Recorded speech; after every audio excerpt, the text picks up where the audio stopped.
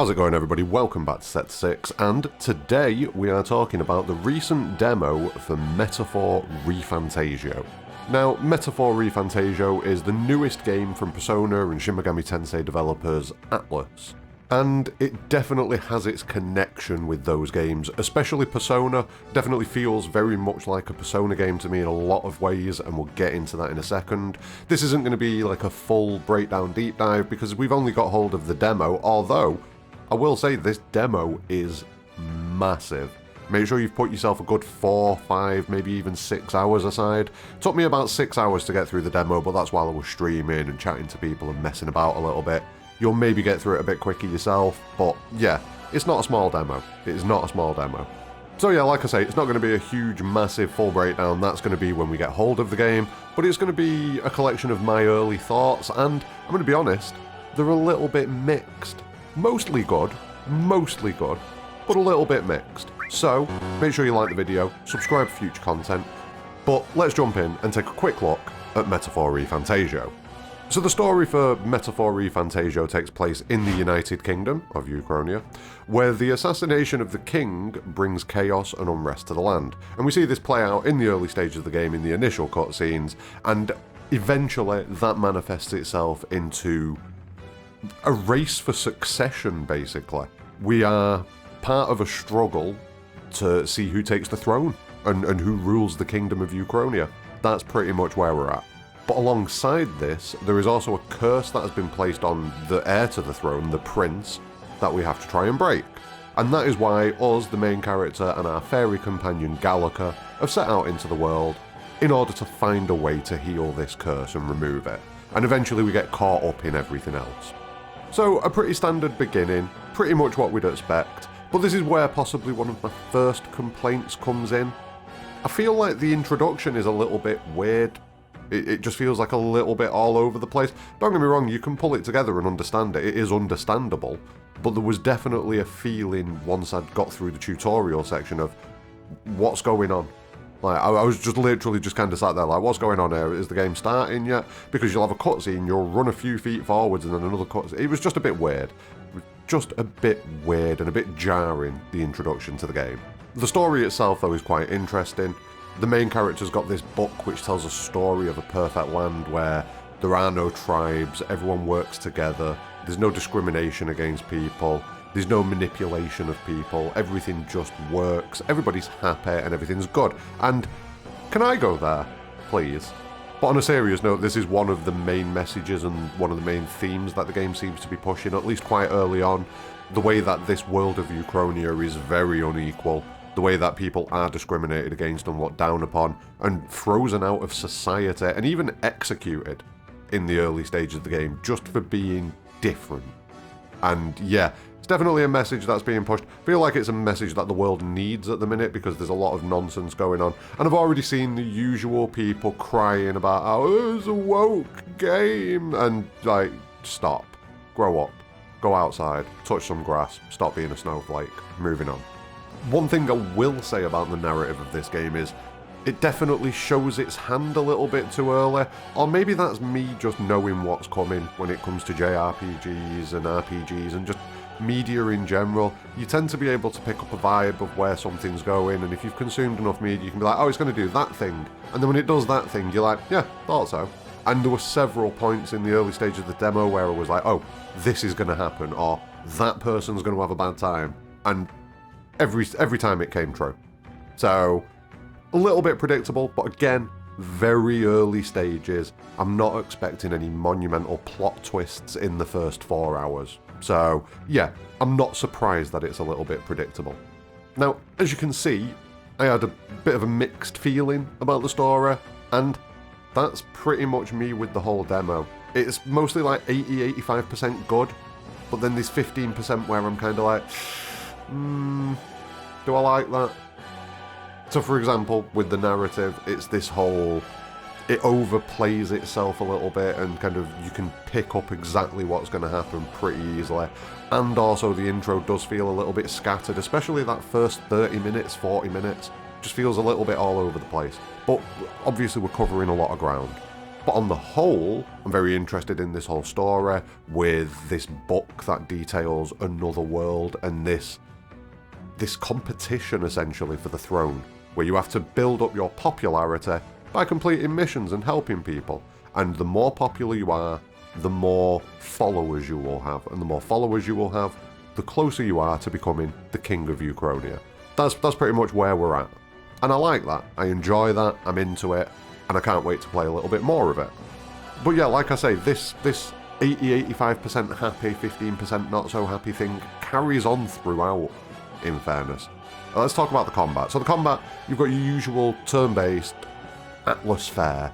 What you'd expect from Atlas. The names of some of the skills are different, which I don't know how I feel about. Like, where's Bufu?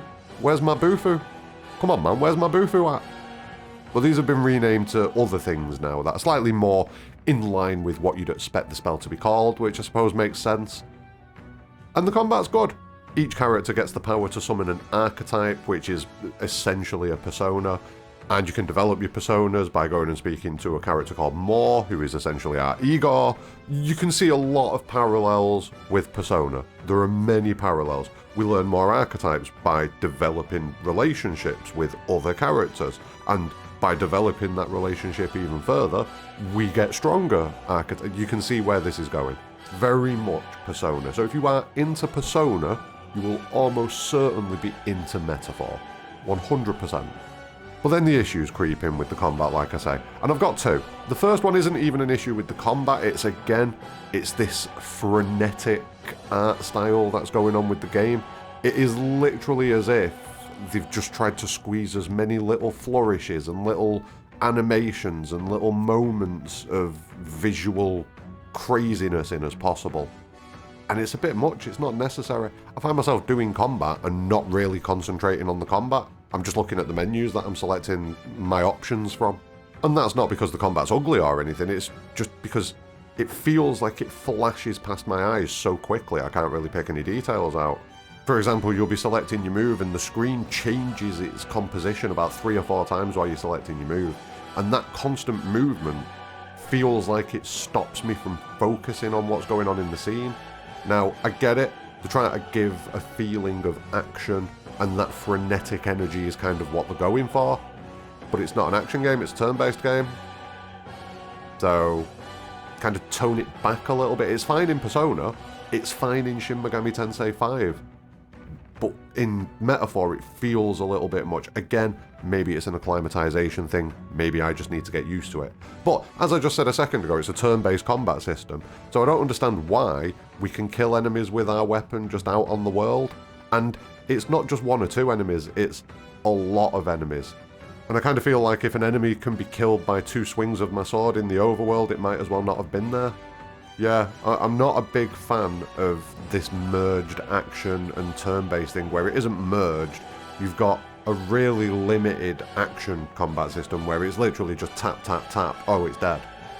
There's nothing to it, there's no skill to it or benefit to it or enjoyability to it. It is just, oh, that thing's in my way, I don't want to fight it, press square, it's gone.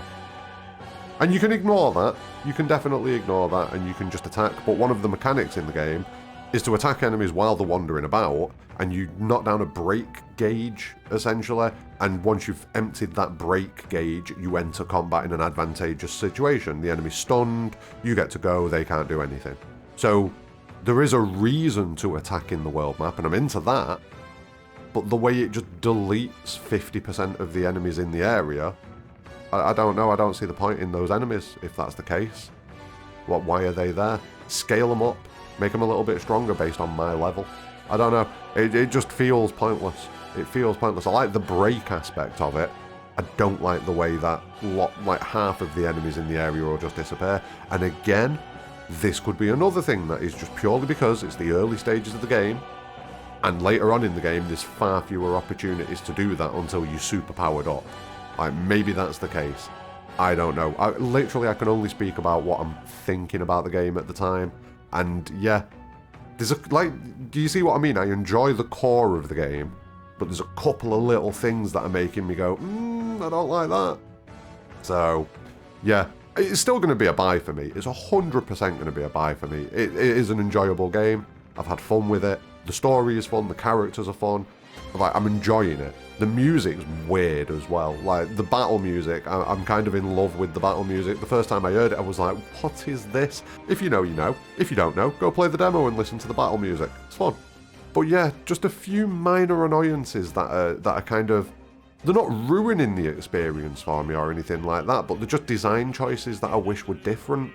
The overly frenetic nature of all the menus and everything like that. Just tone it back a bit. Like, I love the style from Persona 5, and I love the style from Shin Megami Tensei 5.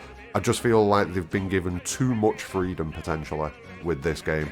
And they've just thrown as many little flourishes as they possibly can into every little corner that they can possibly fit it.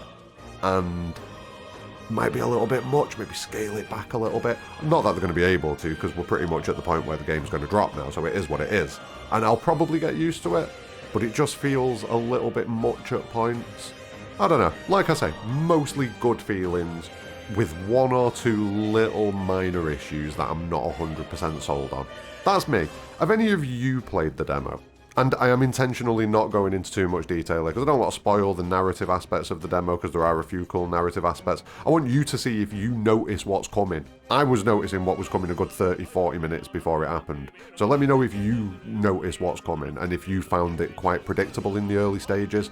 I want to know if that's just a me thing. Did I just make a lucky guess, or is everyone kind of picking up on the way that the progression of this demo's narrative goes? I don't know, let me know. But yeah, in general, combat good, just not sure about the action aspect to it on the overworld, not too keen on that. Storyline, good. Very interested in the storyline, just feel like it's a little bit all over the place in the very, very, very early stages. I don't feel settled in the first hour. That first hour of the story I didn't feel settled in. After that, I settled down. Especially once we met this guy, what a legend. Music, weird but good. Very into the music. Very weird, very good. Love it. Tell me what you think of the battle music. Characters, big fan. Big fan of the characters. I think the take home from this is, if you're into Persona, you'll probably be very into this. If you're not into Persona, I still think there's a reasonable chance that you'll be into this game. This is why demos exist. Make sure that you go and download the demo for Metaphor ReFantazio and make your own opinions on the game. But this has just been my opinion, so let me know in the comments below what you're thinking. When the game comes out, we will do a much deeper dive into it. We'll start breaking down all the mechanics and everything like that. But at this point, I just like to keep it casual. So let me know what you're thinking in the comments below. Drop a like, subscribe for future content, but more importantly than all of that, have a great day.